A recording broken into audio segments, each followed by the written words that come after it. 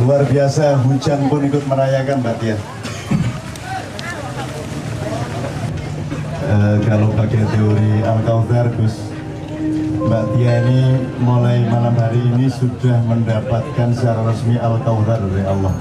Al-Kautsar itu harafiahnya berarti sebuah telaga di surga. Tapi kalau umat Islam sejumlah 1 miliar kan satu telaga tidak cukup, sehingga dia harus dicari maknawiyahnya. Maknawiyahnya adalah akses, peluang. Dan Mbak Tia sudah mendapatkan peluang dari Allah, tinggal menggalinya dan memiliki ilmu untuk mampu mencerapnya. Kesulitan sound system ini termasuk dari tahap wanhar. Kalau kita sudah mendapatkan Al-Kautsar dari Allah, tinggal kita lakukan 2 hal, fasholli li rabbika wanhar. Kita harus senantiasa mengkaitkan semua perilaku kita dengan kebenaran Allah, kemudian bersedia untuk melakukan pengorbanan-pengorbanan sedikit dan bersabar atas pengorbanan itu. Itu namanya wanhar, termasuk sound system agak sulit. Itu wanhar kecil-kecilan untuk mengingatkan Mbak Tia jangan kaget nanti kalau harus berkorban. Karena setelah wanhar itu ada janji Allah, inna syani'aka wal abtar. Semua yang menganiayamu, semua yang mengucilkanmu, semua yang menjadikanmu susah gara-gara keputusanmu ini, mereka akan dijadikan Allah menjadi abtar. Abtar itu buntung. Buntung itu artinya tidak accessible. Dia tidak mendapatkan apa yang sebenarnya dia dapatkan. Nah, Mbak Tia insya Allah yang mendapatkan Al-Kautsar, Allah sendiri yang kemudian menentukan inna syani'aka, orang-orang yang menganiayamu, orang-orang yang membencimu dan melukaimu akan abtar atau buntung kakinya, pincang kehidupannya dan sebagainya. Allah tidak butuh cinta kita. Allah mengatakan kembalikanlah cintamu kepadaku, kembali pada Republik Indonesia. Jadi kita ini beban cinta ke Indonesia ini luar biasa. Kira-kira gitu ya. Nah ini dengan judul malam hari ini, Pak Hidayat mohon saya dibenahi. Dengan Pak Hidayat, dengan Mas Indra Piliang, dengan Gus Nuril kita mendapatkan derajat. Kata Allah, barang siapa menempuh tahap-tahap ilmu dia akan mendapatkan derajat.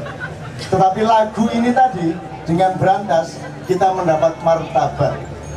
Apa bedanya derajat dengan martabat? Derajat itu perolehan dan perjuangan pribadi link up ilallah ke langit. Tapi kalau martabat itu nanti punya kata yang lain, punya value namanya tertib. Itu dari kata bahasa Arab. Tertib. Tertib itu berarti berkonotasi sosial, berkonteks sosial. Jadi martabat adalah ketika sebuah karya mampu diterapkan kepada orang lain, menjadi milik bersama, menyenangkan dan menciptakan kemaslahatan, itu berarti karya yang bermartabat. Inilah bedanya, mohon maaf, dengan mainstream dangdut, dengan kebanyakan pentas-pentas musik yang sama sekali tidak memiliki martabat sosial, bahkan merendahkan dan menjatuhkan martabat manusia. Jadi sekali lagi, derajat itu individual, pencapaian intelektual, pencapaian ijtihad. Kalau martabat itu adalah aplikasi sosial yang berhasil menciptakan maslahat sosial. Saya dengan ini menyatakan, bagi saya sangat berarti teman-teman berantas, karena siapa yang menghidupkan Indonesia dari padinya untuk kelak menjadi beras dan nasi yang sesungguhnya, kalau tidak dimulai dari padinya Indonesia ini. Selama ini kita makan nasi, tapi tidak jelas asal usulnya dari mana. Kita tidak pakai teori transformasi sosial, transformasi sejarah. Kita sekarang nasinya Indonesia adalah nasi yang campur Amerika, campur Hongkong dan campur India, campur Arab. Sementara ini insya Allah, meskipun ini bernada Melayu, tapi begitulah inti Indonesia Timur, Indonesia yang budaya Timur pada waktu itu. Kita mulai lagi Indonesia dengan padi, Mas Sabi, padi, Munif Bahasuan, padi, siapa lagi lainnya? Husein Bawafi dan sebagainya. Beliau almarhum semua. Belum. Pak Munif masih ada ya? Saya kangen sekali sama beliau karena saya pernah oleh Pak Munif Bahasuan saya dipertemukan dengan Pak Haji Omai Rama.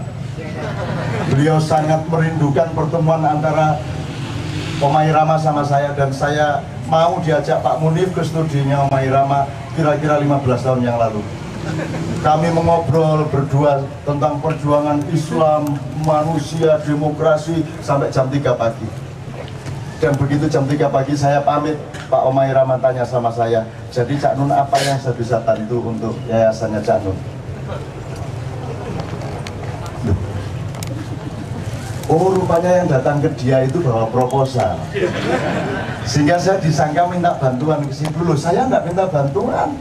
Saya ini berjumpa dengan antum, bersilaturahmi, itu saya syukuri. Dan saya tidak membayangkan saya ingin minta bantuan apa-apa, saya tidak minta bantuan.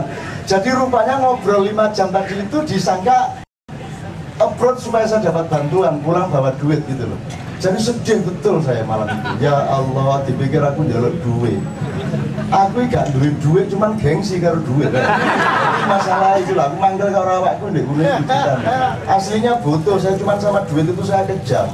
Gitu loh. Tapi dia itu marah sendiri saya. Lapor lah aku kejam-kejam. Tapi tetap aja saya kejam sama uang. Kalau ada uang tak jejer. Arep ngopo kowe karo aku? Arep nindes aku kowe ya. Arep tidak kowe lah, suwek lho. Saya tiap hari sama uang seperti itu, maka saya tidak pernah pegang uang.